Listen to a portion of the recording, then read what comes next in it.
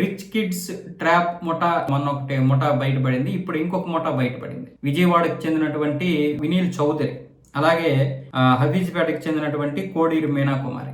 వీళ్ళు ఏం చేస్తున్నారంటే, సంపన్నమైనటువంటి పిల్లలు ఉంటారు కదా, వాళ్ళు సోషల్ మీడియాలో పోస్టులు పెడుతుంటారు. ఈ సోషల్ మీడియాలో అకౌంట్లో ఉన్నటువంటి సంపన్న పిల్లల్ని గుర్తించి వాళ్ళని అనేక విధాలుగా ట్రాప్ చేసి వాళ్ళ దగ్గర ఉన్నటువంటి డబ్బులు గుంజేస్తున్నారు. దీనికి సంబంధించి వీళ్ళిద్దరిని పోలీసులు అరెస్ట్ చేశారు. ఇంతకుముందు ఒక ముఠాను అరెస్ట్ చేశారు. సంపన్నుల యొక్క పిల్లలే వీళ్ళ యొక్క టార్గెట్. వాళ్ళు పరువు పోతుందనో లేకపోతే తల్లిదండ్రులకు తెలుస్తుందనే భయంతో వీళ్ళ యొక్క దీనికి భయపడిపోయి ఉన్నటువంటి డబ్బులు ఆ గ్యాడ్జెట్స్ ఇచ్చేస్తున్నారు. అంటే వాళ్ళు చేసినటువంటి చిన్న చిన్న తప్పులే వీళ్ళకి బలంగా ఉంటున్నాయి, అది వాళ్ళకి బలహీనతగా మారిపోతున్నాయి.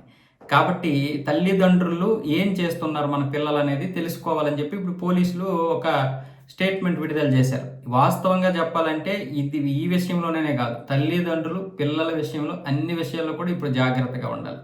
ఇంకా సోషల్ మీడియాలో అకౌంట్లు ఉన్నటువంటి మన పిల్లల విషయంలో మాత్రం ఇంకా జాగ్రత్తగా ఉండాలి. అవసరమైతే సోషల్ మీడియాలో అకౌంట్లు లేకుండా చూసుకోవడం ఇంకా మంచిది.